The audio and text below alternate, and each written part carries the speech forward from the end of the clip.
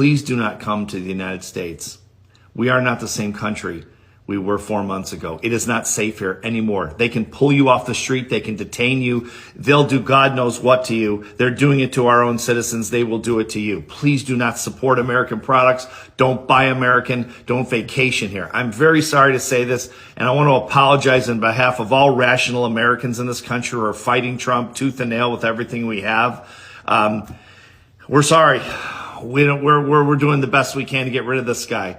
And all his crooked cronies, but we're having a very difficult time doing it. We handed him the keys. An ignorant populace handed him the keys to this kingdom, and we're finding it very difficult to even slow him down, frankly. I think America's done. I hate to say that, but I don't know how much we can do, what we can do to slow this guy down. We're trying very hard.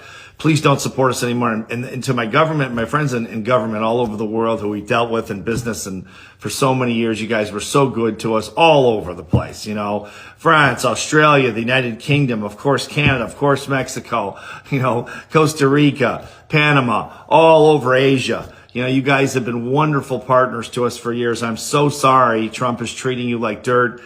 Don't expect anything better from him in the future. He's a tyrant. He wants to be a dictator, and frankly, he's turning into one very quickly. Again, we're having a hard time slowing him down. I'm sorry to say that. Please don't trust this guy. If you're working in government, he makes you a promise. His promise is worth nothing. I've known this guy for 30 years. His word is worthless. And that goes for all of his crooked cronies in our GOP that are supporting him. Do not trust this guy. Do not trust. The reason I'm telling you this right now, if you're wondering, is because I'm getting out to a couple million people on social media a week now. And he's going to shut me down. He's shutting friends of mine down. He's threatening my friends that have millions and millions of viewers on social media, that are rational thinking people. He's threatening them within an inch of their life. He's going after them for taxes. He's going after them for any way he can. And I'm afraid it's going to continue, and I won't be able to say this, so I'm saying it now. Do not trust anything American at this point. We are not the same country. I don't know that we ever will be. Again, apologies from America. You guys have been so great to us, and we're so sorry. Hi, everyone. Welcome to Global Info with T, where we connect the global dots and say what others want. And if you're new here, hit the subscribe button and join the conversation. Now, let's get into it now. So now Donald Trump is saying that any tourists entering the United States have to provide 5 years of their social media history, along with any phone numbers, addresses, or even email addresses they've used in the last 10 years, and possibly even provide the names, addresses, and phone numbers of their family members just to enter the country. Now, I can go to China, Russia, North Korea right now and not have to provide that. But the freest country in the world is saying that that's a requirement just to enter the country because they don't want people who don't like the president. He is that fragile. Now, I'm wondering, sitting up here in Canada, how many people still want to travel to the United States and why? What is it about the United States that is so alluring that you're willing to step into an authoritarian country who clearly doesn't want you there? Why would you do that? Tell me in the comments. Hello and good morning. In today's episode of As the White Hood Turns, let's talk about FIFA. You know what I'm talking about, the World Cup, right? Okay, so we remember just a few short months ago when Infantino gave Sid that peace prize, you know, the made up one, right? That one. So it has now come to light that people all over the world are boycotting FIFA and are canceling their travel and their tickets to come to the U.S. for the World Cup. What? They said, nah, we ain't coming. Y'all crazy. Y'all just be out here willy and nilly shooting people, grabbing people off the street and everything. So no, we ain't coming. Get somebody else to do it. Get somebody else to do it because we ain't coming. And I love this. I love this because this just goes back to pretty much everything that Sid touches. Right? You can fill in the blank. I love this. I love it. Honorable mention, however, goes to the Philadelphia Eagles. You know, they are now out of the playoffs. We're going to blame Saquon. He went over there. He went over to the White Hood. And George Kittle, big honkin' Sid supporter, plays for the 49ers. He tore his Achilles yesterday. So even as the Niners advance, he won't be playing. I'm not saying that it's Sid's fault. That's not what I'm saying. I'm just saying that when you align yourself with Sid, things don't always go your way, right? Because they never go his way. Not really. Okay. I'm going to go drink some coffee. Y'all have a good day. So they're saying that America is the most hated country in the world, and they issue yet another travel warning. So you know what this means. When you're traveling to different countries, different places, these people are looking at you like you're food. This is definitely a warning to all the travelers. Everybody who likes to go to different countries and spend their money and have a good time, be very mindful because we are on that list. So when you're planning your next trip, make sure before you plan that trip, before you pull that trigger, you know exactly where you're going. Because due to recent events, they're saying that America is not in good standing with people. And we can't move in fear, and I'm not saying that everybody doesn't like Americans. What I'm saying is be mindful. Because you don't want to go somewhere that's not close to home and can't get back to home. And this is even an eye-opener for business owners that's right here in this country that depend on tourists to fund everything. Again, they're saying that America, the United States of America, is the most hated country there is right now, which would probably stop a lot of people from coming to America. And not saying that all tourists won't come, but some. Pay attention. You know, it's hysterical, the MAGA response to Canadians boycotting American products and canceling their trips to the United States. Well, we're not going to buy Canadian products. Honey, that's going to be hard because you can't even identify Canada on a map, let alone Canadian-made products. So good luck with that. All right, I've got another FAFO tourism for the red state of Montana. Montana, this is your FAFO, and it is proposed that Montana is going to lose approximately $5 billion just in Canadian tourists alone in 2025. Yes, ladies and gentlemen, Canadians spent $5 billion in Montana alone in 2025. The red state of Montana voted for Trump. Yes, they're going to have a rough loss in tourism, just like other red states I'm reporting. If you have not heard, it is proposed the United States could lose anywhere from $29 to $45 billion in tourism alone for electing Donald Trump and the worldwide boycott on the United States of America. Tourism collapse. America First has cost the U.S. $21 billion just in 2025. If you did not know, we are being boycotted by the entire world. We are now losing at least $20 billion a year. But let me tell you what that means for the U.S. economy. Normally, we create about a couple 100,000 jobs just from tourism. The second thing is it stimulates thousands and thousands of jobs. For instance, like Las Vegas, the tourist industry is #1. So if the tourists are not coming here, you can imagine how that's going to affect the entire Las Vegas area. And yes, we are all interconnected globally and within our state, city, and the United States of America. Did you know that Canadians spend $20 billion alone? Just that group, they're the largest group every single year. That creates 150,000 jobs and stimulates thousands and thousands more. And right now they're boycotting us.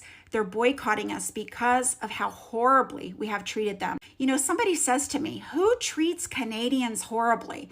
And I agree, the nicest people in the world. But this is going to cost us money, and I want you to multiply that loss times 4. In addition, they're not buying our products. The U.S. is in very, very big trouble, ladies and gentlemen. Please do the best that you can to get your finances in order. When are you going to realize that the American visa system is a money-making machine? Okay, picture this.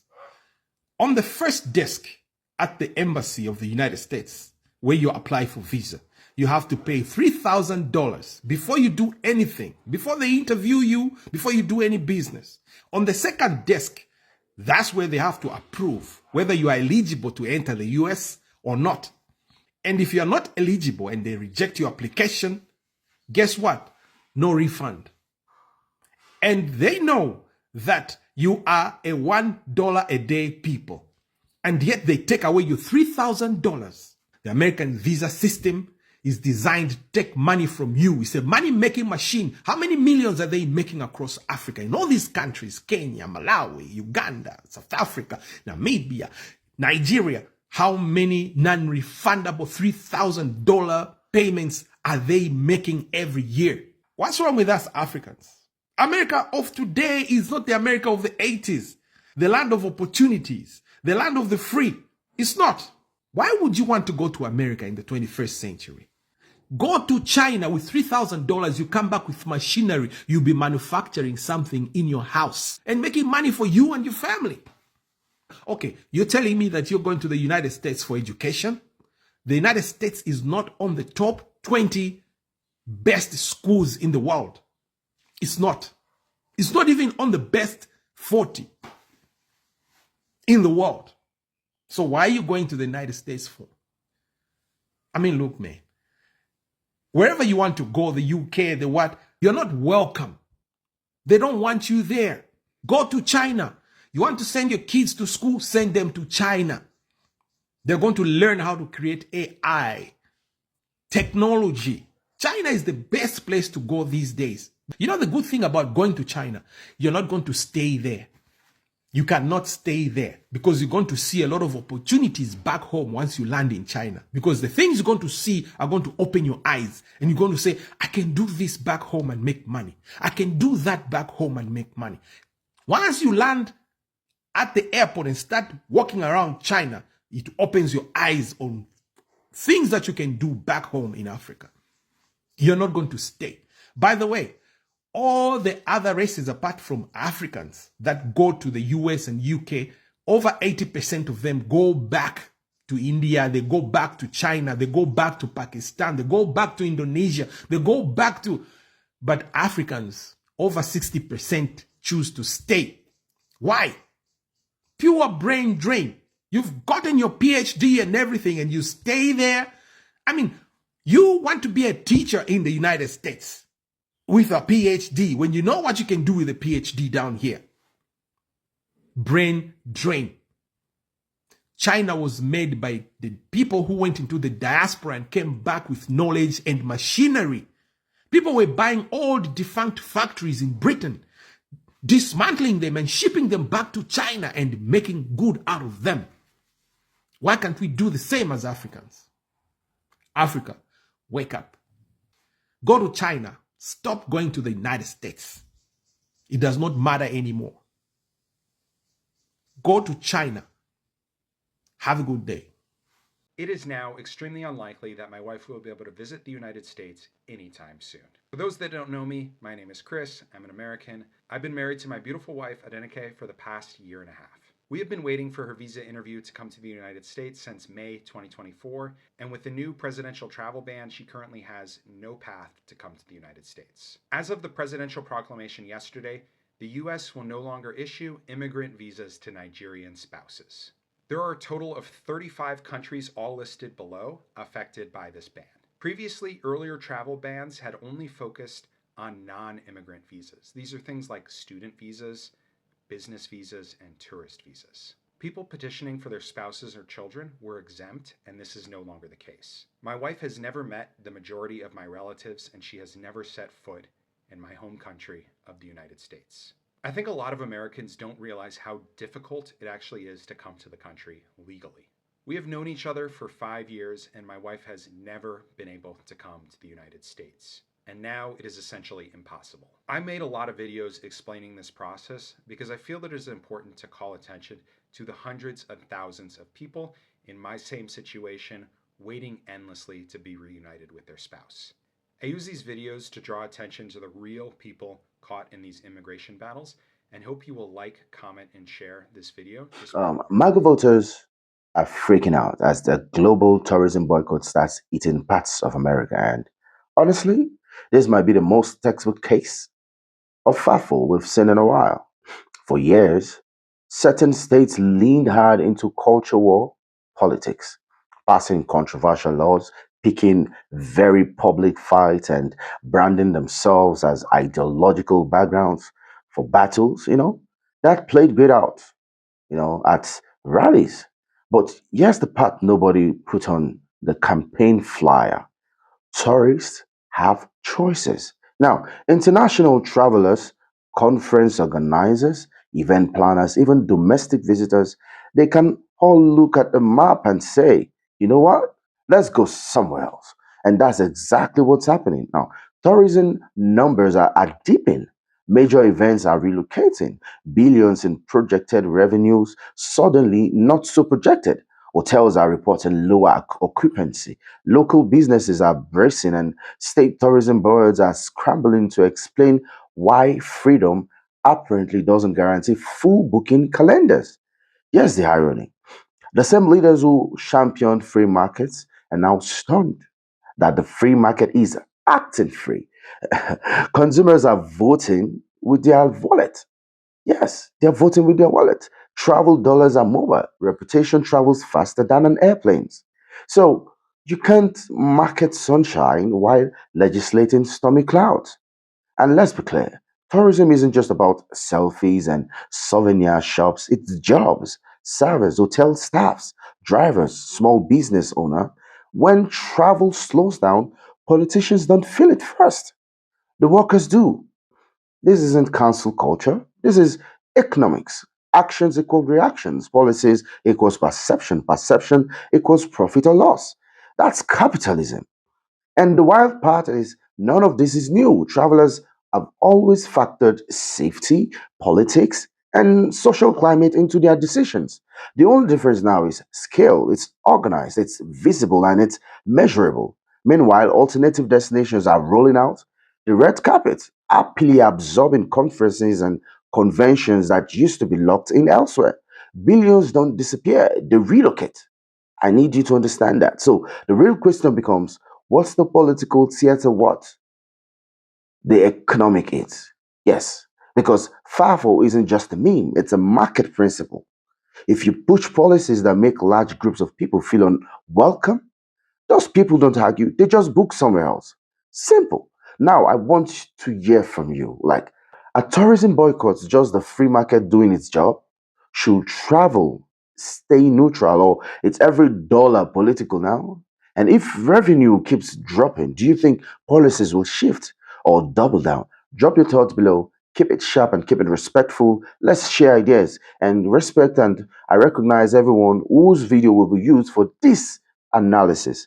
Please send us a DM or still subscribe and enjoy every video we're doing here. We're putting out here to encourage and educate everyone out there about what's happening. Thank you very much. Please subscribe.